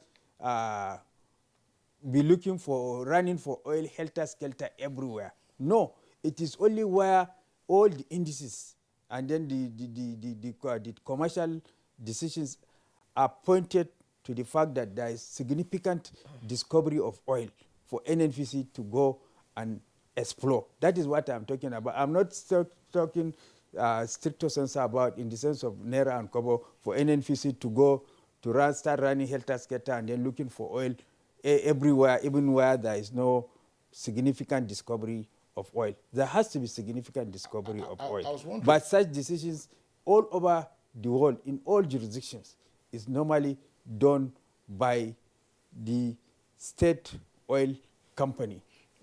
I was just wondering, Honorable Monguno, again, I mean, I would admit that I haven't read in detail the two versions passed. Once the full bill comes out, there's some 300 and something clauses. Of course, 319. One will have the benefit of reading them, and when the president also passes. When it is said that 30% of profit oil will be utilized for investment, how futuristic is the bill in entirety? Yes, again, there are dire prognoses with regard to how long more the oil economy would last. Some say 20 years, some say 30. We know that it will still be around, you know, for a while. So is the focus necessarily to say that NNPC, whether limited, LNPC, PLC, if his hands are tied now by this legislation that has taken 20 years to pass, we'll be focusing only on frontier-based exploration. What happens? Do we expect the NNPC, for instance, to say, look, renewables could also be part of our investment outlook? Yes. The NNPC as a limited liability company, and having regard to the fact that the world is going renewables, the NNPC has the option of taking that decision because it is a fully an entity of its own that is not guided by decisions of government, but purely its own decision of its own shareholders. It has the option of going investing in renewables because this is purely a commercial decision in tandem with the objective realities of this that is prevalent at that given point in time. Indeed. Actually, NNPC has a renewables division, has had one for quite some time. And it's expected that with everything happening in the world, that division will grow. But I think the flaw of the bill is that it really has not addressed anything to do with energy transitions or an energy mix. But as some people have said, its name is Petroleum Industry Bill. Yes. His name is Petroleum. So. Yeah. Maybe it should have been Energy Industry Bill. Yeah. So if in time it is possible to make money from these prospects in the frontier basins, how will it significantly translate into national development? At this point in time, it needs a lot of strategic thinking because, like I say, we're at a point where the Western world and the IEA is talking about moving away from carbon, a carbon economy. The period during COVID showed what happens in the world when there's less movement and when there are less emissions. Yeah. And so this sort of galvanized a definite move. And there have been so many things happening in the climate change scene. So it's apparent that there has to be a definite move. It's a move being driven by the West. And generally speaking, the West has the money and the West has the technology. So it is an inexorable movement. There is a movement there, and we have to be a part of it. So what it means is that every country has to strategically think of what to do with its oil resources, develop the resources, ensure that whatever resources it has are being used for the sustainable development of its citizens. Currently, we have a Nigeria with a very, very essential. So to go back to what you're saying, there isn't too much time. I mean, it's good to have great discoveries. We'll now have to think about how to strategically utilize the discoveries. And I would say that one of the things we'd have to be thinking about is utilizing the discoveries domestically, while at the same time doing a lot of things to offset the carbon that is being emitted as a result of our use of our existing gas utilization, the entire gas industry in the country, from what you know. Yeah. Well, let me first say that sometimes in Nigeria, we forget that investors are very hard-nosed people, and there are certain things they look at. So we can say the gas, we can use slogans and propaganda and say, oh, the gas decade. Fine. Somebody comes, the gas investor comes and looks at the drawing on the wall, looks at this country, what are the risk ratings of this country? What does the country keep to what it says? Does it keep to its various agreements? Then what are the laws in this area? Right now, it will look and see very, very little. You have a gas master plan. It's not law. Law is always needed to give the structure and directive. When you have a plan, anybody can change it. When you have a policy, anybody can change it. When you have a law, it's something that an investor can hold on to and sue you if need be, if you infringe the provisions. So in having laws to regulate gas, we've created a framework that an investor can use to analyze and make a sound investment decision. And that's great. And it has helped all the different very laudable gas objectives under the present Minister of State Petroleum. Indeed. Yes, in the bill we have what we call the midstream infrastructure fund. Gas is a very capital-intensive investment that needs a lot of resources. As a result of that, the bill created the midstream infrastructure fund for the purpose of investment, unlocking our gas potential, so that we cannot use potential unless it is translated into actual use. So the midstream infrastructure fund intends to invest heavily in the gas sector by way of all the pipes that is going to be laid, to run across the nooks and crannies of the country for the purpose of delivery of oil to Nigerians. So this is one provision that seeks to unlock our gas potential so that it can be brought to the doorsteps of Nigerians for their benefit by creating the midstream infrastructure fund, which is purely devoted for the purpose of developing our gas infrastructure. Okay, the bill has been passed, waiting for assent by Mr. President. Harmonization, like the Prof said, implementation is key. Well, definitely implementation is key, because laws that are just enacted that are not implemented they are as good as no laws at all. So since there is the determination, the zeal, and then enthusiasm on the part of the executive arm of government that ab initio brought this bill as an executive bill to the assembly, and then having regard to the fact that there is a need for Nigeria to bring its oil and gas industry, its operations, in tandem with international best practice, its governance structure, its physical terms, to make the Nigeria an investment of destination when it comes to oil and gas industry, to make it much more competitive compared to its peers in other jurisdictions, because oil is now found everywhere. Even in my neighbor near Borno said, Niger, they have oil. Chad, they have oil. Ghana, they have oil. So there is a need for every jurisdiction to make its oil and gas industry much more competitive and much more attractive.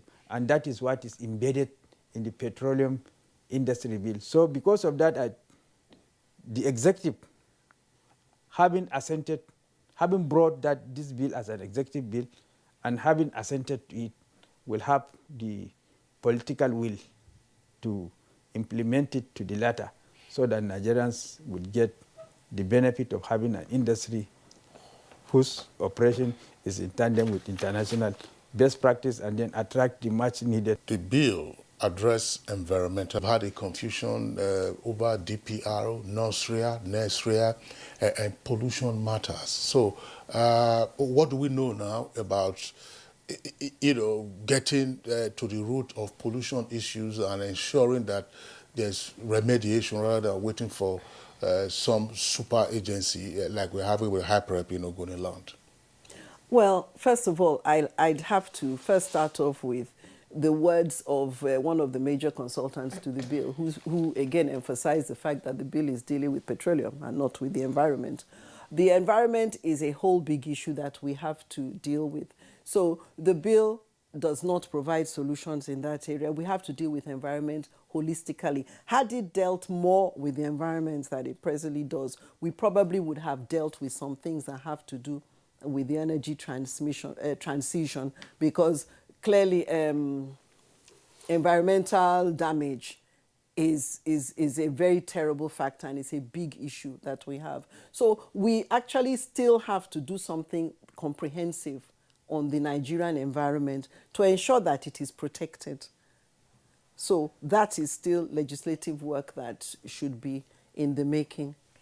Yes, well, the bill has also clearly stated unambiguously that when it comes to environmental matters, as it concerns exploration and exploitation of oil, it is going to be governed strictly by the environmental laws that we have presently, like the Nigerian Act and they are going to be governed by that stricto sensu.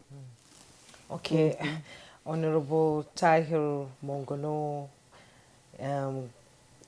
Chairman Ad Hoc Committee on Petroleum Industry Bill and House of Reps in the House of Reps and Chief Whip of the House of Representatives. It's been a pleasure having you to shed more light on the PIB bill. I know it's still on the front burner. The conversation will continue. Thank you so much for coming. Thank you very much. You're welcome. Professor Yinka Moregbe, Research Professor, Nigeria Institute of Advanced Legal Studies and President, Nigeria Association of Energy Economics.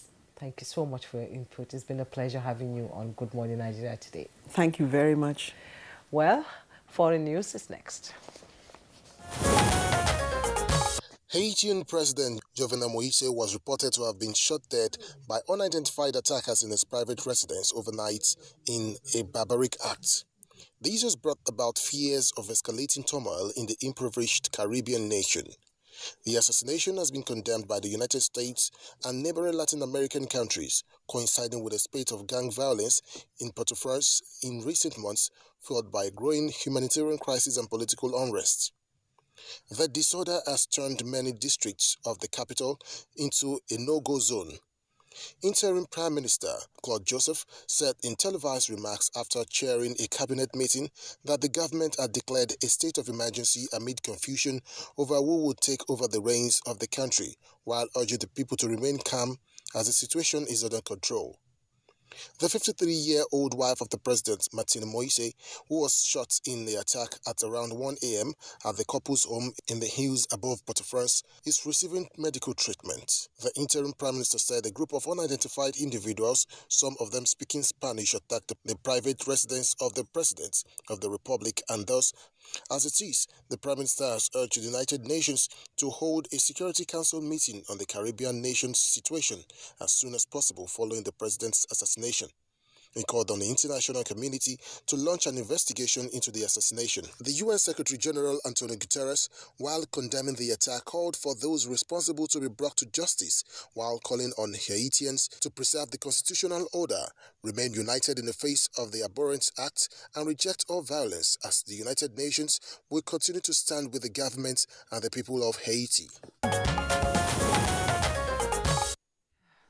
Thank you very much, Oyemi Ajayi, for that foreign report. Of course, there will be further developments on the situation in Haiti, and then we'll, of course, take that in our subsequent bulletins. So that's it for us on Good Morning Nigeria today. We thank you for tuning in. Remember to, again, join us tomorrow, same time, 7 in the morning.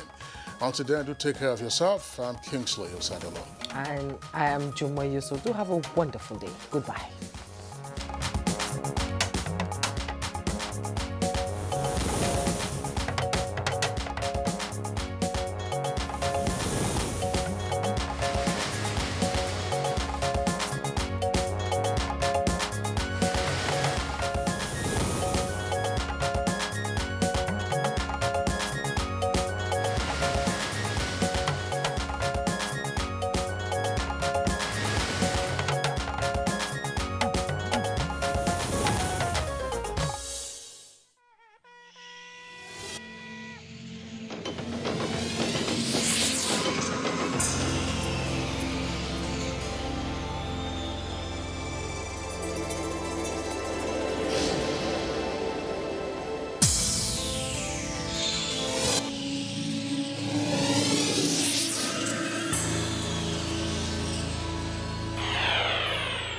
NTA, you can't beat the rich.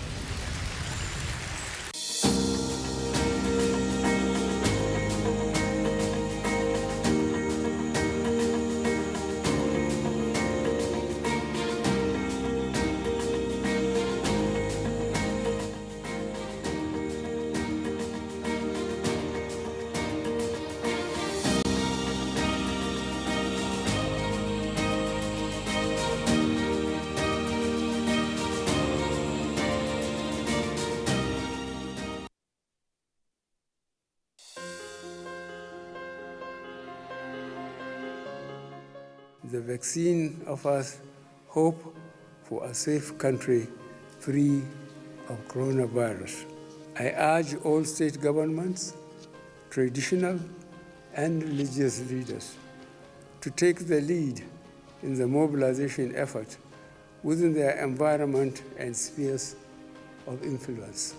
I similarly urge all eligible Nigerians to present themselves and be vaccinated in accordance with the order of priority already mapped out at the various authorized designated centers only.